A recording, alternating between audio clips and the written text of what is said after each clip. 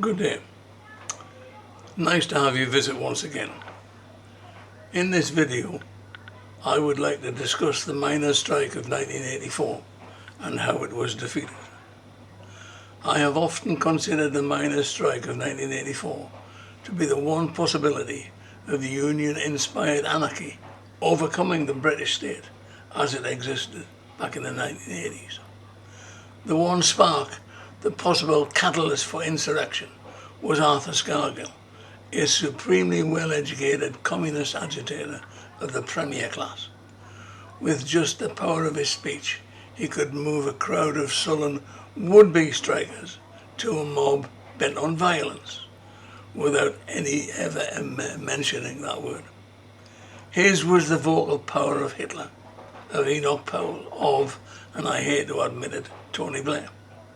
He could move a mountain of coal cobs just by ranting on about the iniquities of a gang of men forced to work half a mile underground in perilous and supremely arduous conditions, so that we, the consumer, could switch on the electric kettle or have a bath heated by gas, which came by the burning of that same coal which was hewed from half a mile below by those miners. Excuse me.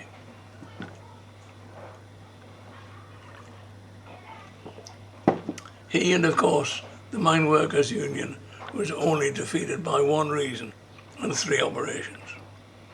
And the reason? Scargill never brought the National Union of Mineworkers to a national strike vote. Therefore, it was specifically an illegal strike, and so dependents could not claim benefits during this strike, as well as giving pits who did not wish to join in the cover of that same illegal strike. The operations, the first by the combined force of the British police, by superior planning by the police, by strangling the flying pickets from reaching their destination. Number two, after the humiliating climb down by the government to the first proposed strike in 1981, the Prime Minister Thatcher was determined to defeat the miners in the next stage, and she was sure that there would have been a next stage.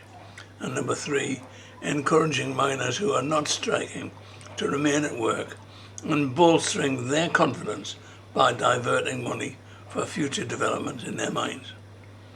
She therefore bided her time until she was informed that the coal stocks of the various power station groups were sufficient to last well over a year before needing replenishment, before asking the new head of the National Coal Board to plan to close uneconomic mines.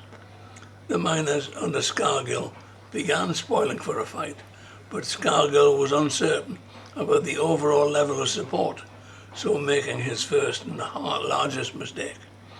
Because the strike he called was unofficial, the response, although massive, was patchy to say the least. In Scotland and in Kent, and especially in Nottinghamshire, the mines stayed at work. The history of the strike is well known, with the massive confrontation at the Orgreave coking works possibly the most impressive display of the government's planning to defeat, with the help of massed flying cordons, police cordons, against a massive army of flying pickets from all around the country, who were intent on stopping the coal delivery trucks from entering the coking plant. The miners lost, the police won, and the Orgreave works never lost any operational time at all.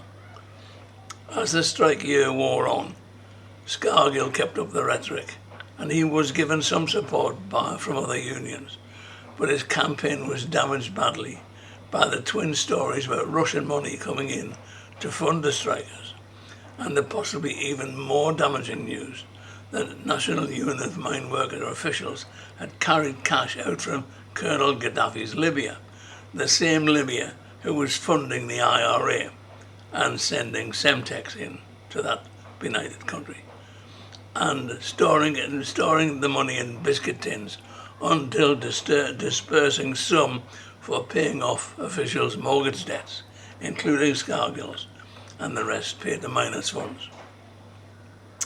Denied further funding and facing the sequestration of NUM funds by the courts, the strike stuttered on, but everyone knew it was only a matter of time. On March the 3rd, 1985, Scargill and the NUM voted to end the strike after 362 days. Brass bands, parades and colourful flags accompanied many of the miners back to work as they put a brave face on defeat. There was no settlement and Thatcher's government hadn't made a single concession. Margaret Thatcher's government went on to enact a series of labour and union reforms, including ending the strategy of addressing an outside meeting and asking for a strike vote without a secret ballot. Her reforms led to a 10-year low in wildcat strikes and ushered in some of the best years in industrial relations in Great Britain. I thank you for your visit and I hope to see you again soon.